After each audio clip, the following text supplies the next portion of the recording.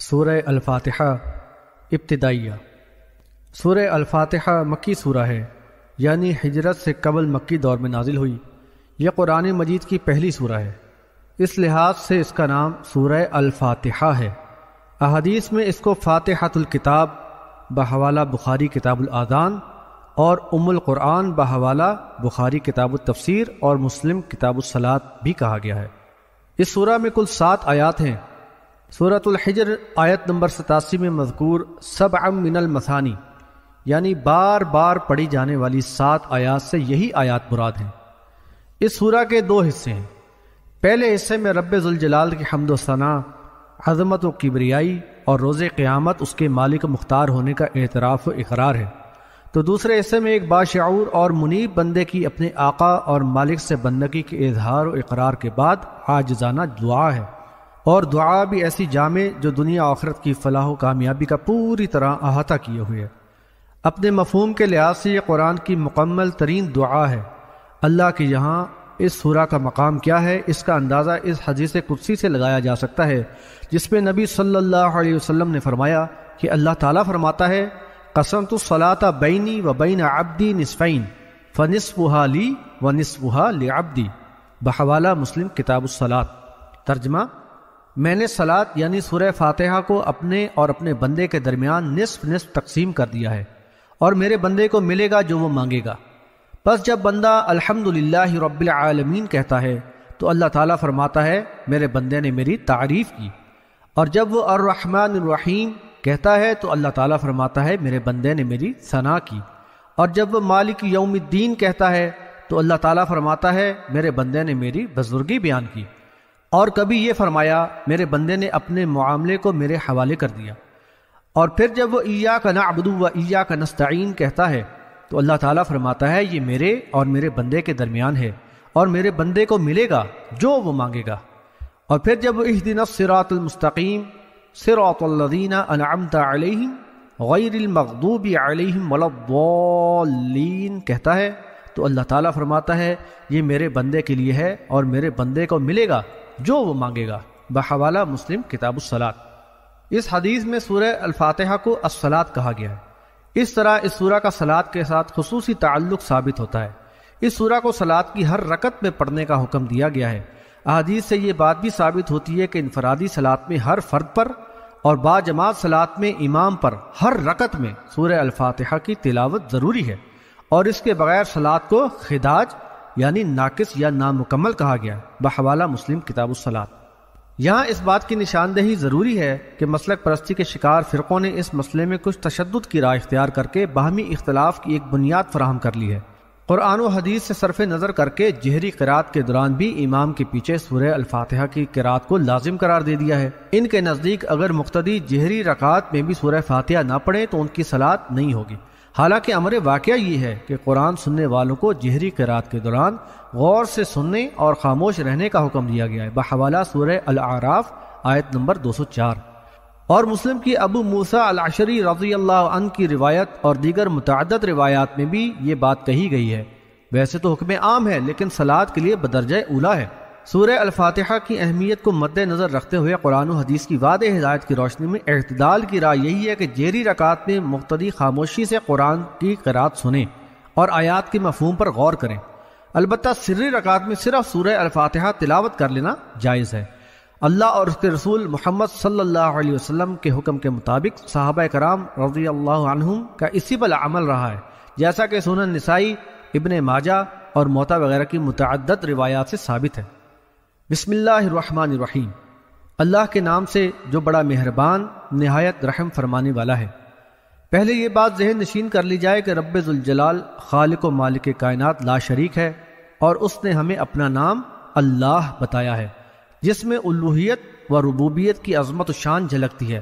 وہ اول و آخر ہے، اس کی ہستی کے ساتھ ساتھ اس کا نام بھی قائم و دائم ہے۔ ہر زبان اور آسمانی کتاب میں یہی نام رہا ہے۔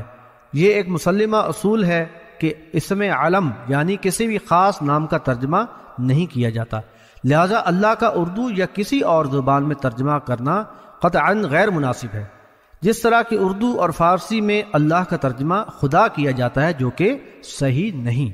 اس سورہ کی امتیازی خصوصیت اللہ اور بندے کے قریبی تعلق کا اظہار ہے، چنانچہ جذبہ اخلاص اور قلب و ذہن کی یکسوئی کے لیے اور رب سے تقرب اور اس پر توکل کے احساس کو ہمہ وقت بیدار رکھنے کے لیے بندے کو یہ ادب سکھایا گیا کہ وہ اپنے ہر کام کی ابتدا اپنے رب کے نام ہی سے کرے۔ ہر کام مثلا کھانا پینا، پانی پینا، ذبح کرنا وغیرہ شروع کرنے سے پہلے بسم اللہ پڑھنے کی تاکید کی گئی۔ اس کے بے شمار فوائد ہیں۔ ایک طرف تو اللہ تعالیٰ کی تائید و توفیق حاصل ہوتی ہے اور معاملات میں خیر و برکت شامل رہے گی، تو دوسری طرف شیطان لعین کی فتنہ سامانیوں سے اللہ کی محافظت رہے گی، بحوالہ سورہ النحل آیت نمبر 98، جس میں قرآن کی تلاوت سے پہلے تعوذ کا حکم دیا گیا ہے۔ چنانچہ تلاوت سے پہلے اعوذ باللہ من الشیطان الرجیم اور پھر بسم اللہ الرحمن الرحیم پڑھ کر تلاوت شروع کی جائے۔ اعوذ باللہ من الشیطان الرجیم، پناہ مانگتا ہوں میں اللہ کی شیطان مردود کے شر سے۔ بسم اللہ الرحمن الرحیم، شروع اللہ کے نام سے جو بڑا مہربان نہایت رحم فرمانے والا ہے۔ الحمد للہ رب العالمین، تمام تعریف اللہ تعالیٰ ہی کے لیے ہے جو سب جہانوں کا پالنے والا ہے۔ حاشیہ: الحمد میں لام تعریف یعنی الف لام سے استغراق یعنی کلیت کا مفہوم پیدا ہوتا ہے، جیسا کہ الانسان سے ساری انسانیت مراد ہے۔ چنانچہ الحمدللہ کے معنی ہوئے کہ ساری تعریف اللہ ہی کے لیے ہے۔ تعریف کسی کے ذاتی حسن و کمال کی وجہ سے ہوتی ہے یا اس کے احسان کی وجہ سے جذبہ شکر گزاری کے تحت کی جاتی ہے۔ کائنات میں جو کچھ اپنے حسن و کمال کی وجہ سے قابل تعریف ہے وہ اللہ تعالیٰ ہی کی تخلیق اور عطا ہے۔ اس لیے الحمدللہ کا مکمل معنی اور مفہوم اس طرح سے ہوگا کہ سب تعریف اللہ ہی کے لیے ہے۔ یہ کلمہ شکر ہے اور اللہ کا شکر ادا کرنے کے لیے الحمدللہ کہنا مسنون ہے، اور حدیث میں اس کی بہت فضیلت آئی ہے۔ کھانے پینے کے بعد انہی الفاظ میں شکر ادا کیا جاتا ہے۔ الرحمن الرحیم، جو بڑا ہی مہربان اور نہایت رحم فرمانے والا ہے۔ حاشیہ: الرحمن اور الرحیم اللہ تعالیٰ کے صفاتی نام ہیں، یہ تفضیل کے صیغے ہیں اور ان سے اللہ تعالیٰ کی انتہائی اور دائمی رحم و کرم کا اظہار ہوتا ہے۔ مالک یوم الدین، روز جزا کا مالک ہے۔ یوم الدین سے مراد روز جزا یا یوم حساب ہے، وہ عظیم دن جب انسان کے ایمان و عمل کی بنیاد پر اس کی آخرت کا فیصلہ ہوگا۔ پھر یا تو وہ اللہ کے انعام کا مستحق یعنی جنتی ہوگا یا اس کے عذاب کا حقدار ٹھہرایا جائے گا۔ اللہ تعالیٰ یوم حساب کا اکیلا مالک و مختار ہوگا اور تمام جن و انس، نبی و غیر نبی اس کی رحمت کے طلبگار اور فاسق و فاجر اس کے عذاب کے خوف سے لرزاں و ترساں ہوں گے۔ اس دن فیصلے عدل و انصاف سے ہوں گے اور کسی کے ساتھ کوئی ظلم نہ ہوگا۔ شرک سے پاک ایمان کے ساتھ عمل صالح کا اجر بڑھا چڑھا کر ملے گا، جبکہ شرک پر مرنے والا ہمیشہ کے لیے جہنم میں ڈال دیا جائے گا، بحوالہ سورہ المائدہ آیت نمبر 72۔ ایاک نعبد و ایاک نستعین، اے اللہ ہم صرف تیری ہی عبادت کرتے ہیں اور تجھ ہی سے مدد چاہتے ہیں۔ حاشیہ: اللہ تعالیٰ کی عظمت و کبریائی اور اس اکیلے کی الوہیت و ربوبیت کے اعتراف و اقرار کے بعد اب اس سے والہانہ وابستگی کا اظہار ان الفاظ میں کیا جا رہا ہے کہ ہم صرف تیری ہی عبادت کرتے ہیں اور تجھ ہی سے مدد چاہتے ہیں۔ یہ بندے کا اپنے رب کے سامنے نہ صرف بندگی کا اظہار ہے بلکہ ایک طرح کا عہد بھی ہے کہ ہر قسم کی عبادت صرف اللہ ہی کے لیے مخصوص ہوگی، خواہ وہ رکوع و سجود ہو یا نظر و نیاز۔ اس کی مزید تائید و تشریح کے لیے ملاحظہ سورہ الانعام آیت نمبر 162، جس میں نبی صلی اللہ علیہ وسلم سے فرمایا گیا، ترجمہ: آپ کہہ دیجئے کہ بے شک میری صلات، قربانی گویا کہ ساری عبادات جانی و مالی اور میرا جینا اور مرنا سب کچھ اللہ رب العالمین کے لیے ہے۔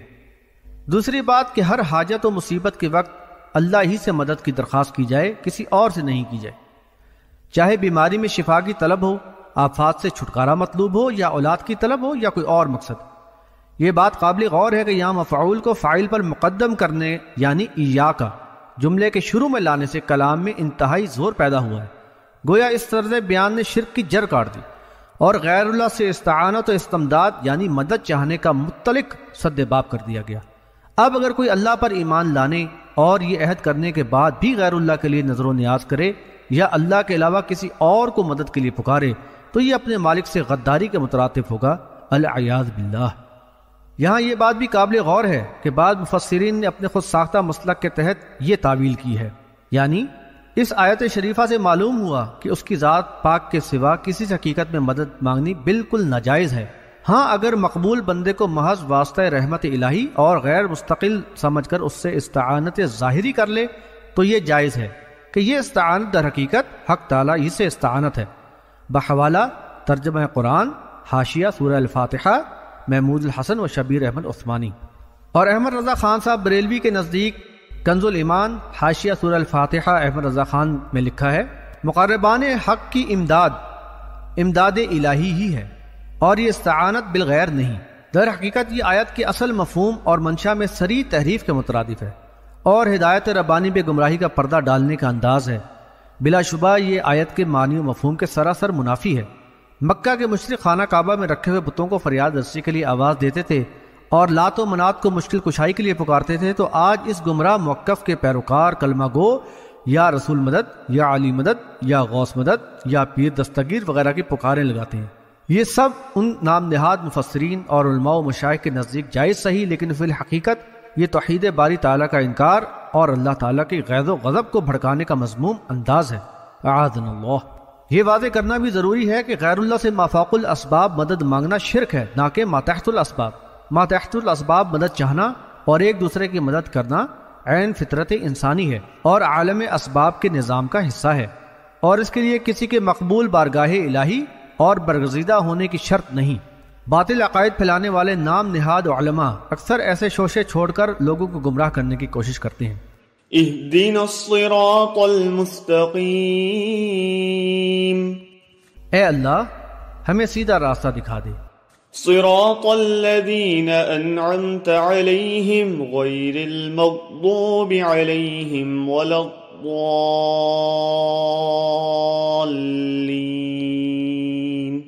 آمین۔ ان لوگوں کا راستہ جن پر تو نے انعام فرمایا، نہ کہ ان لوگوں کا جن پر تیرا غضب ہوا، اور نہ گمراہوں کا۔ حاشیہ آخری 3 آیات میں قرآن کی وہ جامع دعا ہے جس میں بندہ اپنے رب سے صراط مستقیم کے لیے رہنمائی طلب کرتا ہے اور درخواست کرتا ہے کہ اے اللہ ہمیں سیدھا راستہ دکھا دے جو حقیقی منزل یعنی جنت تک پہنچائے، وہ راستہ جو تیرے انعام یافتہ بندوں کا راستہ ہے، اور اس راستے سے ہمیں بچا جو گمراہ لوگوں اور ان کا راستہ ہے جن پر تیرا غضب ہوا۔ اللہ کا انعام پانے والے بندے انبیاء، صدیق، شہداء اور دیگر صالحین بحوالہ سورہ النساء آیت نمبر 69۔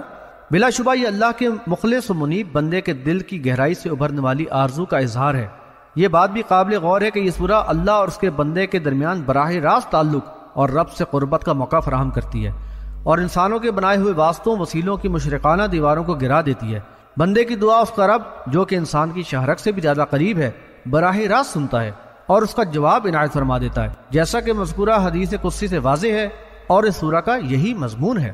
بہرحال جو اللہ کا بندہ پورے شعور کے ساتھ ان الفاظ میں اپنے رب سے دعا و التجا کرے گا، اس کے دل میں آخرت کی اس منزل کے حصول کی تڑپ ہوگی، اور اس کا ان انعام پانے والے سچے اولیاء اللہ سے قلبی تعلق ہوگا۔ وہ بالضرور ان کے نقش قدم کی پیروی کو راہ نجات سمجھتے ہوئے اختیار کرے گا اور ان لوگوں سے مکمل اجتناب کرے گا جو اللہ کے غضب کے مستحق اور راہ حق سے بھٹکے ہوئے ہیں۔ اللہ تعالی ہمیں ان آیات کا مصداق بنائے۔